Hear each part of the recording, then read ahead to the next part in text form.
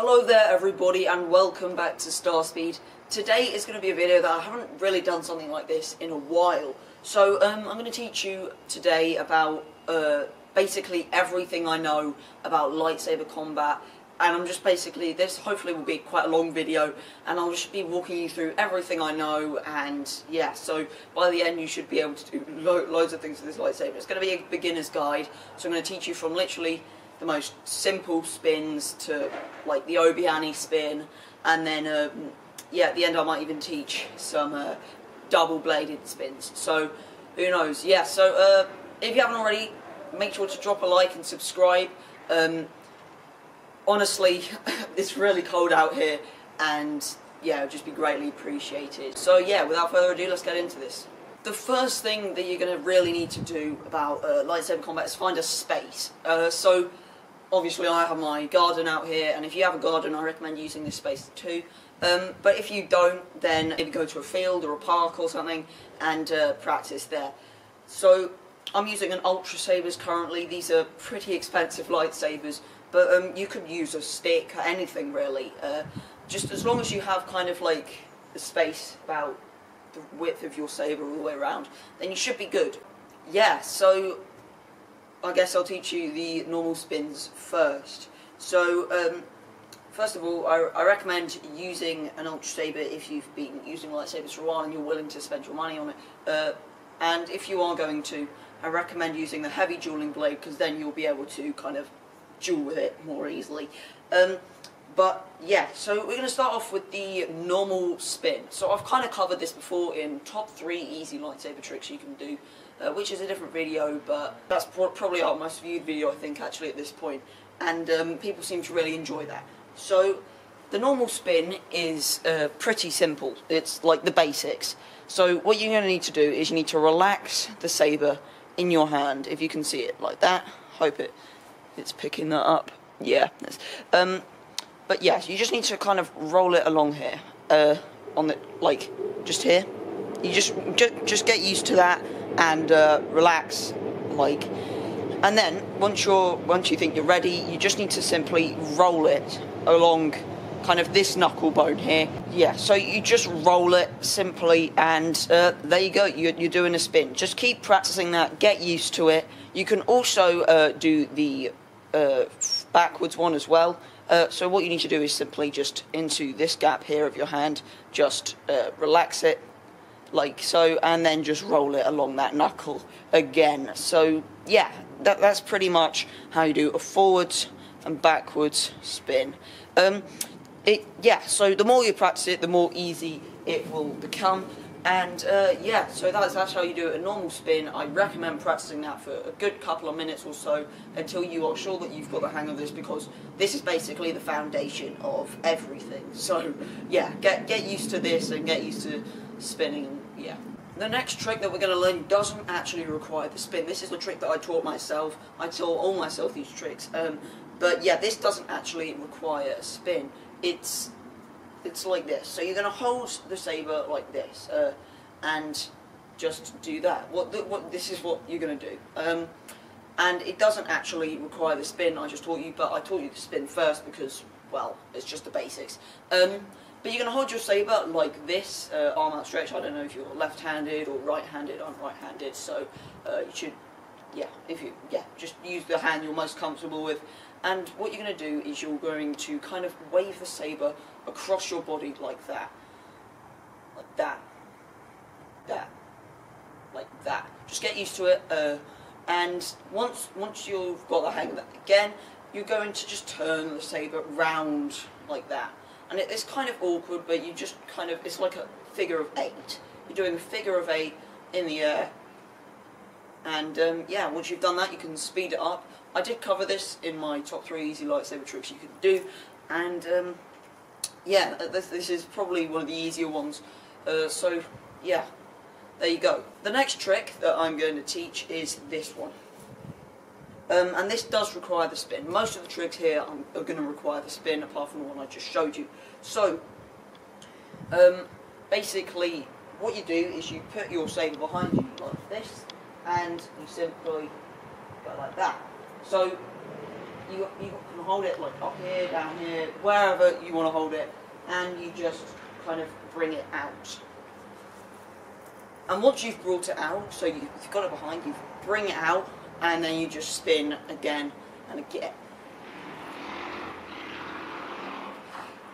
Just simply bring it round like that, and yeah, that's literally it. Now you've got a pretty cool trick that looks more complicated than it is, but it's actually not. So yeah, now you can do a trick. Let me show you from behind. What I like to do is kind of spin in a way round like this. Just kind of a little spin back here, but not really a proper spin. And then you can, this is kind of like an Obi-Ani spin, but not really. It's like a small section of a spin. The next lightsaber trick I'm going to teach you is this one. And this one's kind of like the second part of the Obi-Ani spin. But yeah, I haven't actually learned how to put them together yet, but you know, it's kind of, yeah. But anyway, so what you're going to do is you're just going to spin normally. You learn this, and if you haven't got the hang of it, do recommend going back and learning this because it's really essential. So you spin just normally, and then you go round, kind of like the figure of 8, but without holding it like that, you just hold it normally.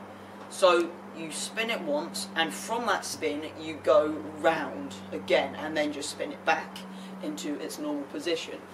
So I don't know if I can get any closer and show you, but you just do a normal spin, and coming out of this spin you go round and do another spin and end up there. Hopefully you can see that. I can't really see what's on the screen of the camera right now, but yeah, so you just bring it round like that, and feel free to grab your shoulder grip. That's what I do, just for extra support, and make sure it doesn't hit this arm, because you can do it like this. Hit your fingers, which I just did, and it's really cold out here, so that's going to hurt for the rest of the day. Yeah, just get a hang of that, and yeah, it's a pretty cool trick. So then you can kind of combine these if you want to. It does look a bit janky, but yeah, just brew. Yeah, okay, so the next thing that I'm going to teach you is this. So it's how to get from here, no, so from the normal hold to the back hold. And of course you could just do what I just did, where you throw it and catch it, but obviously there's a risk that, like if you're in the middle of a duel, you're fighting and you like drop it by accident, it's not going to end well for you, you're going to get hit. But basically, a way to spin like this, oh, I just did it incorrectly, to spin and end up in this position.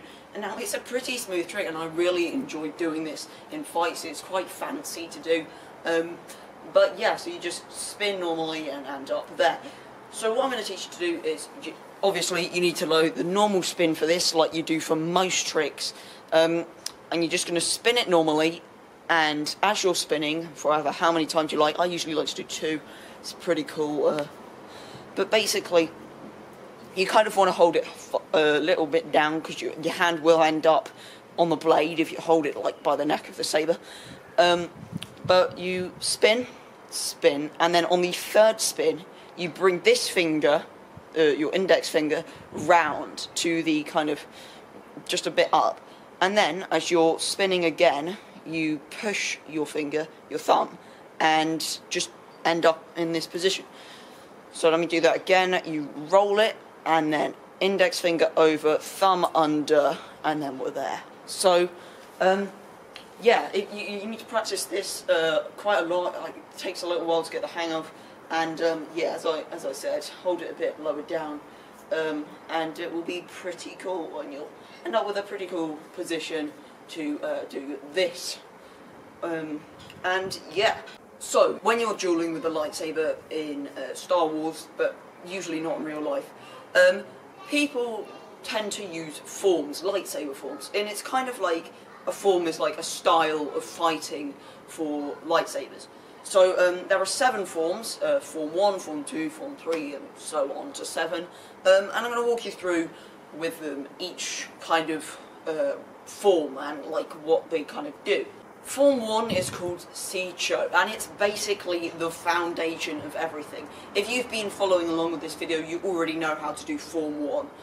It's literally the most basic stuff. It's just swinging, blocking, and stance and stuff, and like kind of exploiting the enemy's weakness. Like, it's really simple. It's just every single youngling, which is a child Jedi, knows how to do it. It's the most simple thing. It's just literally swinging like this, blocking, and yeah, just attacking. It's really, really basic. Form 2 is called Mushaki, and I think that's how you pronounce it anyway. But basically what this is if you get disarmed by your opponent, and they focused on fighting without a lightsaber, and if they got disarmed and bringing it back to them, and yeah, continuing on the fight even though you don't have a weapon. This kind of stopped being used after the Battle of Ruusan, which was an ancient battle that the Sith and the Jedi fought when there was loads and loads of Sith. The reason it wasn't really used afterwards was because there weren't many Sith left, and there was only 2. So the Jedi would usually defend against lightsaber bolts, and that's what kind of created the next couple of forms.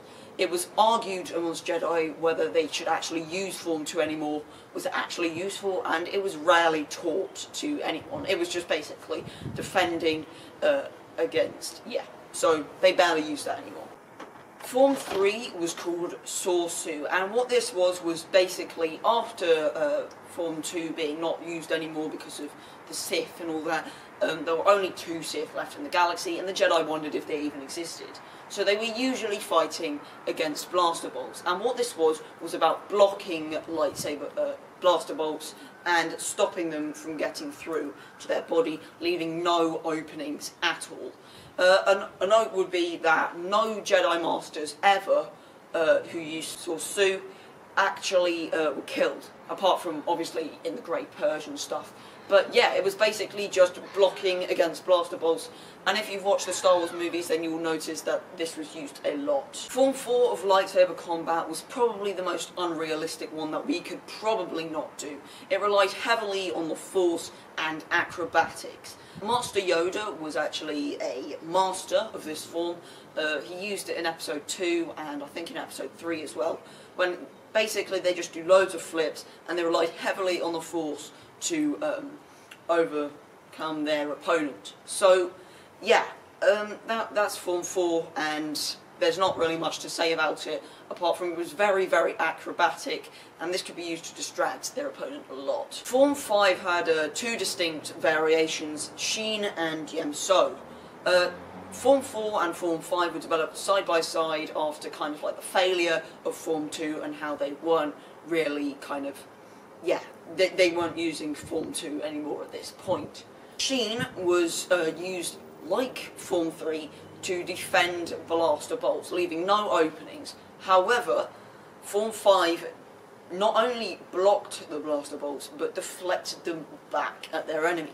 Now, you'll probably have seen this quite a lot in Star Wars movies, Star Wars shows, all that, especially in the prequels, deflecting blaster bolts at their enemies. For instance, Anakin Skywalker, turned Darth Vader at that point, deflected a blaster bolt behind his back on Mustafar, which is the lava planet in episode 3, and he deflected it right back at a droid. Here's the clip.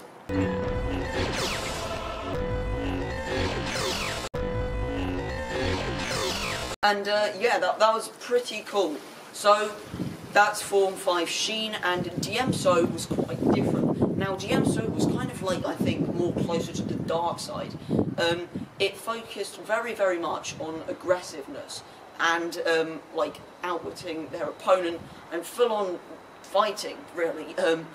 This was used quite a lot in the duel between Anakin and Obi-Wan, and yeah, they used to fight a lot. It's just overcoming your opponent, really, and it's really, really aggressive, and a really aggressive form. Some Jedi Masters were actually reluctant to teach Djem-So to their students because of how aggressive it was, and literally, if there were any sign of kind of like, you know, uncontrollable anger in their students, they wouldn't teach it to them because of they feared that this form could probably turn them to the dark side.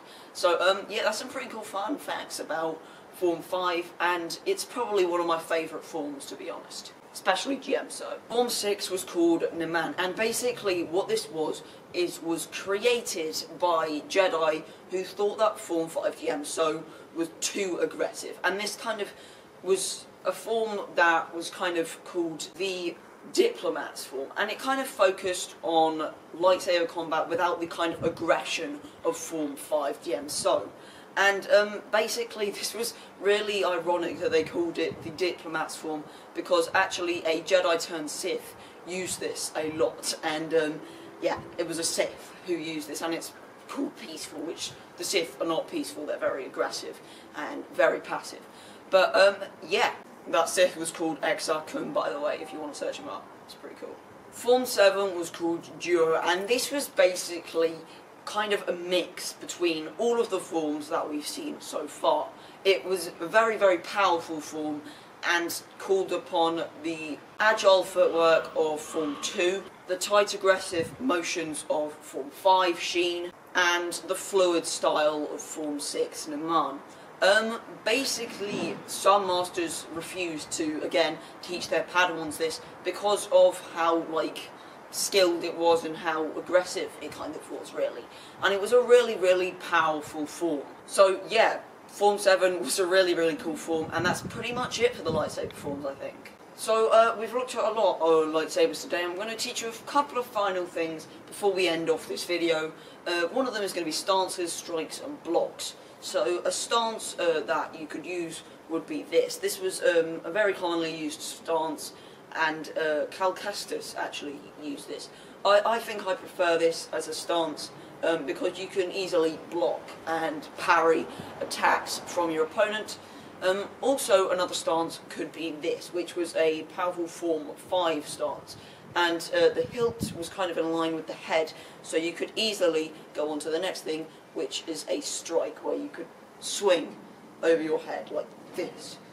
Okay, and especially, like, it would be very useful against opponents. You could do it left-handed as well, bringing it down. And yeah, it was quite agile, and yeah. There are many types of blocks that you could use, especially this one, this one, this one. It depends where your opponent is coming from, really. The final thing that I'm going to teach you today is a bit of double-bladed lightsaber combat. Okay, and the final thing that I'm going to teach you about today is... there's my cat back there. The final thing I'm going to teach you about today is double-bladed lightsaber combat. And I'm going to teach you two kind of spins that I know about double-bladed lightsaber combat. Double-bladed kind of had an advantage over the opponent. It would kind of confuse the opponent, so I would recommend kind of learning the basics of double-bladed combat if you're going against someone. I especially know this when I was dueling my friend in this video right here, and he was using a double-bladed lightsaber, and it felt like he had much more of an advantage over me, and it felt like he had more options. The truth is, they don't have more options, and basically double-bladed lightsaber combat, if you haven't used it before, confuses you, because it has two blades and they can get anywhere, and it kind of confuses you with the physics of how they can attack you. And it's not like any normal lightsaber where you're just holding it and you're doing single-bladed, because they have two blades. It's very different to single-bladed lightsaber combat, and fun fact, I actually learned this type of combat before I learned single-bladed, because I just thought Darth Maul was so cool as a kid, and I was like, oh yeah, Darth Maul, going to practice this. And then I started learning single-bladed, and I thought that was much easier, so I kind of moved on to that, and I'm not as good as double-bladed anymore. But what I can teach you is the basic spin. Now this is pretty simple, but pretty hard to execute. So you need to hold the saber, one like this, and two with your palm outstretched, and you're simply going to pass it round, and you can just speed it up. Your arms do get a bit tangled a bit after a while, and you're just going to speed it up. And I do recommend practicing this quite a lot because it's pretty hard to get your head around after a while, and you can just speed up. But yeah, that's pretty much the basic spin for double-bladed lightsaber combat. And